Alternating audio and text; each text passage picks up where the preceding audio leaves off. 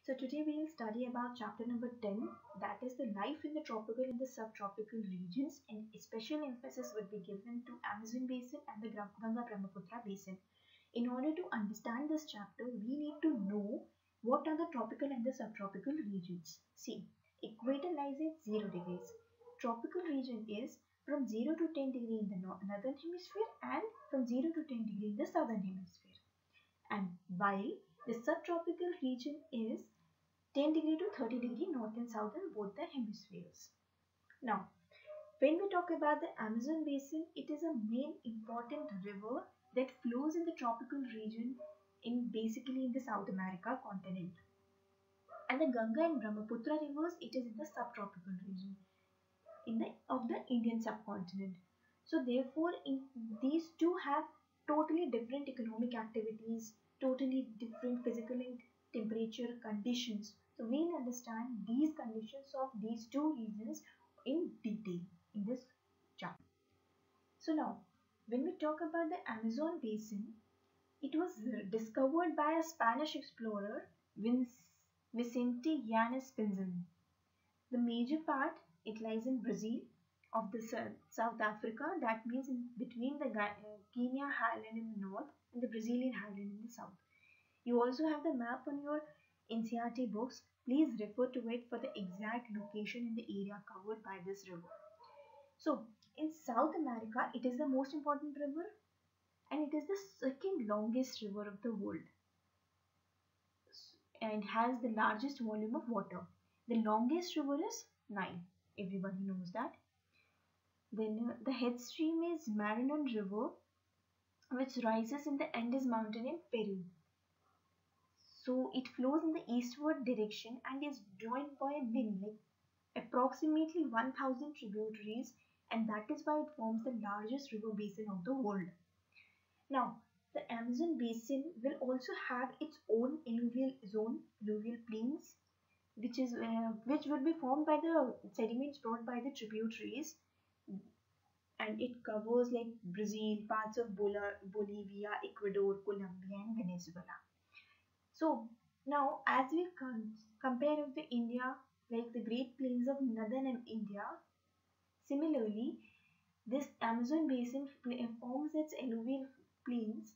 Now, the alluvial plains, as we all know, it is the most fertile soil. So then there would be climatic conditions, there would be animals as per the requirements, then there would be growth and development. So as we all know, all the ancient civilizations, they grew next to the river basins because of the continuous supply of water. So now let us understand the different categories of economic, physical and climatic variations. The first is the climatic conditions of the Amazon region.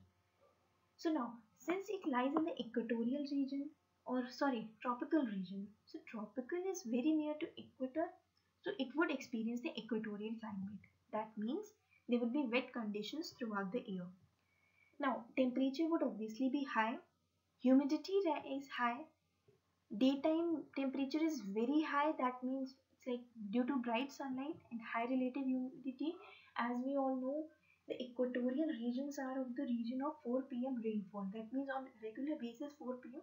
there will be rainfalls because of the high humidity, high temperature conditions, availability of water, there would be evaporation and then more of precipitation.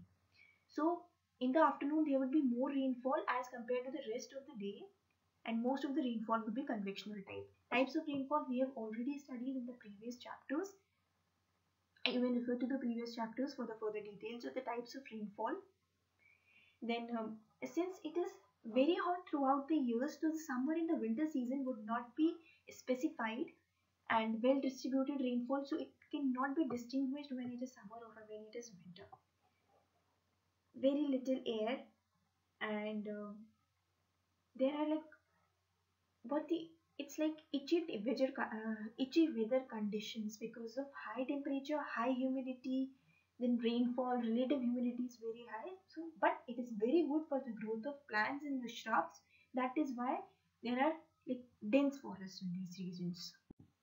Now when we talk about the flora and the fauna of the region, so Since it is hot and humid climate, that means there will be a rich growth of natural vegetation, and where there will be rich growth of natural vegetation, obviously the number of flora and the number of fauna would be high, because when there is plants, there would be herbivores. To eat the herbivores, there would be carnivores.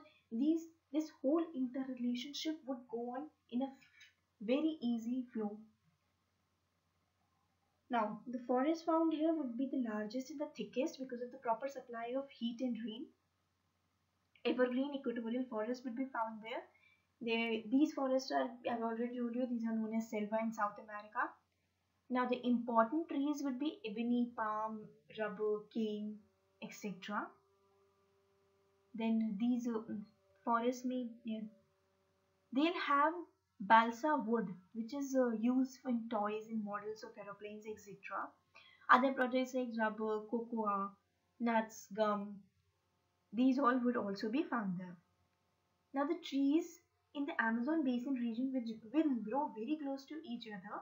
Trunks would be bare, but they'll be forming umbrella shape. As we all know, the characteristic of the equatorial forest that their canopies touch. Creepers and climbers would be very common. Then due to heavy rainfall, ground would be slippery. That means the growth of algae. Everybody knows what is an algae and how does it grows in the ground, making the ground slippery.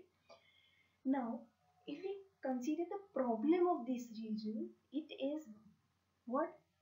That due to the favorable environmental conditions, and we all know the need and the greed of human beings, we need more and more land. This land is very fertile, very good for farming. So the large number of trees which have grown naturally are being cut for agriculture, farming, industrialization, settlements, etc., which is creating a grave threat to the Amazon forest regions. Okay, we know there is a rich variety of flora there, so obviously there would be rich variety of wildlife as well. No, so there would be mammals, monkeys, jaguars, sloths, then birds like hummingbird and many other like beautiful colored birds, many species of reptiles and snakes, like we have read the longest snake is anaconda. They'll also be found in the marshy regions of the Amazon basin area. Then the flesh eating fish, that is piranha, is also common in these regions. Okay, now we talk about the people and their economic activities. See, when there is a forest area, there is a rich supply of floras, there are lots of fauna, so obviously there would be human beings living there. Now, the human beings there are mostly of the tribal people. That means they'll be having a primitive way of life, hunting, gathering, fishing. These all primary activities would be preferred by most of the population of these regions. They're cleared, like we all know that these tribal people, they follow slash and burn agriculture. That means they do not believe in settling down. Instead, they shift from one region to another, burning the region, growing their crops, settling there for a period of time, and then they move to the other regions. So they live in small huts and like in a simple manner. They do not have these concrete built houses or the pakka houses. They clear patches of land where they'll grow their required like pineapples, bananas, etc. Then the special characteristics of these tribals is they are fond of turtle eggs. So they prefer it a lot. And then the flesh of turtles and monkeys, they depend on the nature totally. Okay, they collect these latex from the rubber trees and convert it into cakes. Main cash crops would be coffee, sugarcane, and maize. In some areas, as it was also a part of the Europeans, so they have developed the plantations, and there some proper growth is going on. The Amazon forest is like there are very small number of settlements and they are very scattered. Then wood is used to make houses. Some families they have huts. They are still in those primitive seasons, those primitive styles in which they depend totally on the plants and the natural vegetations. Few small towns have also developed. The tribal peoples are moving towards them, but the total growth they are far away from the globalized world and from the social. this socialization system, they are very away from it. They are basically engrossed with each other, so they are busy with themselves. So they do not want to interact with the entire of the world. Okay. Now, Manaus is a rubber collecting center. It is also a popular port. Then Belem is famous for its red roofed houses. It is also known as the port of the Amazon River. Now, in the past, it was only a link. Okay, now with the development, with the growth of the societies, we have also developed the Trans Amazon Highway. It is an important road link, otherwise, we would only have access through water. Now, when we talk about the problem of this Amazon basin area, the main problem is deforestation, because of which they are cutting down the naturally grown trees to provide land for settlements, industries, houses, etc. But we all know that it is the most of the it is the biggest ecosystem in the world. So it supports life of many plants, animals, etc. So the ecological balance would be disturbed by cutting down these trees. We have also read about the high amount of fire that was caught last year in Amazon forest. The reasons for it is deforestation, slash and burn agriculture that the tribals were practicing. These all things are causing a grave threat to our biggest ecosystem, that is the Amazon basin region. And now we talk to the Ganga Brahmaputra basin region. It is the one of the most extensive plains in the world. It will be in the south of the Himalayas. They are drained by the rivers from the Himalayas, these Ganga and Brahmaputra. Ganga, it originates from the Gangotri, and Brahmaputra, it is from Nepal side, which enters India and from this Arunachal Pradesh Assam region. Now, Ganga and Brahmaputra basin, it involves many states because it involves the Ganga plain rivers, Brahmaputra rivers, and the Himalayas, the Sundarban Delta. The Ganga, it travels to almost the whole of the northern India, like with it along with its tributaries. So it comprises the fertile plain of the Brahmaputra region. Ganga originates from the Gangotri, then it would be joined by Bhagirathi and Alaknanda. Now this enters to Haridwar. Okay, the Ganga basin, it stretches from Delhi to Kolkata, means Haryana, UP, Uttarakhand, West Bengal, Rajasthan, Bihar, Madhya Pradesh, all these states will be covered. That means in this Ganga basin covers a much larger area than the Brahmaputra basin. Now the Brahmaputra basin, it would be lying in the northeastern part of India. It rises from Chemayungdung Glacier, which is near Mansarovar. And this Brahmaputra is known as Sangpo in Tibet. It enters through Arunachal Pradesh. Now these two rivers join each other before draining to the Bay of Bengal, and wherein they form one of the most fertile delta region known as Sundarbans. Okay, major part lies in this Bangladesh, but still we have a part of Sundarbans with us. Now we talk about the climate of this most fertile region. It would obviously experience a monsoon type of climate. That means hot summers, wet monsoon, and cold winters. Means highly distinguished climatic conditions. Most of the rainfall will be in monsoon season. It is a distinguished season wherein there would be rainfalls. Winters and summers are relatively dry. Then the amount of rainfall would also decrease from east to the west. That means this to the western side of almost all the continents, it is a leeward side or the rain shadow region wherein the rainfall amount is very low. In coastal areas and the mountains areas, they will be having a pleasant climate, and the interiors would have extreme climates. For example, the states of UP, Bihar, these all, Chhattisgarh, Jharkhand, they will be having the extreme conditions, wherein when we talk about the Himalayan regions, they will be having a pleasant climate. Now we talk about the flora and the fauna in the Ganga Brahmaputra basin. That means it will be mostly tropical deciduous being in the subtropical regions. These forests would have valuable timber, sal, teak, peepal, bamboos, etc. All and most of the important trees will be found in this region because of its fertile soil. Due to the temperature and the climatic conditions, the forest would be mangrove forests. Coniferous forests are also found in these hilly areas of Uttarakhand, Sikkim, Arunachal Pradesh, etc. Now, as we have discussed in the Amazon basin region, similarly in this region also, a large number of forests are being cut down to provide land for agriculture, settlements, industries, etc. They will also be rich in this our wildlife. Like national park and wildlife sanctuaries are being built to save the animals from poaching, killing for their requisites, etc.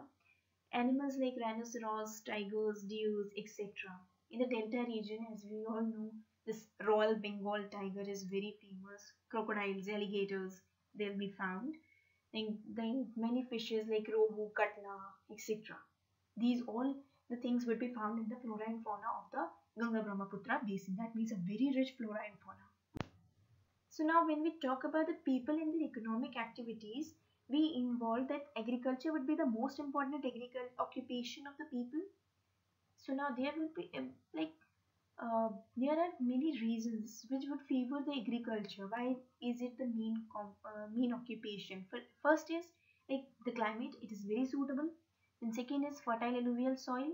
Then perennial rivers, that means continuous supply of water. We do not need extra irrigation facilities. Okay. Then the flat regions, that means it would be easier to grow crops.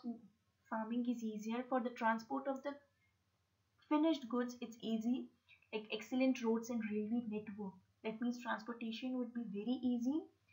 Then there are industries which are dependent on agriculture, agro-based industries, so that supply without spoiling of the food materials, it can be supplied from the product producer or the product creator to the transported agents to the receivers. So it would be an easy task.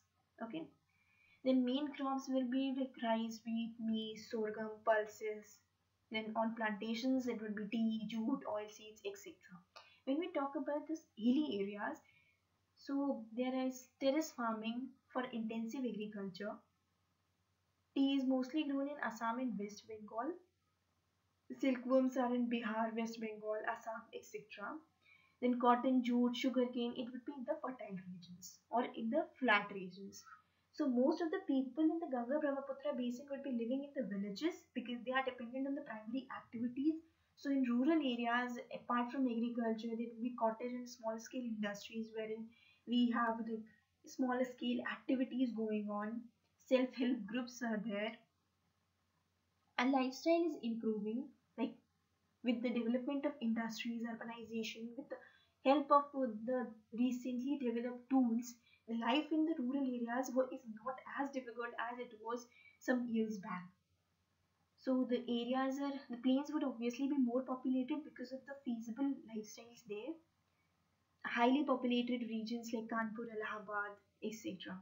So it would be having a very well developed system of transport and communications. Rivers also provide a channel of waterways, dense network of roads and railways, etc. So it is a very important part of India because it being the life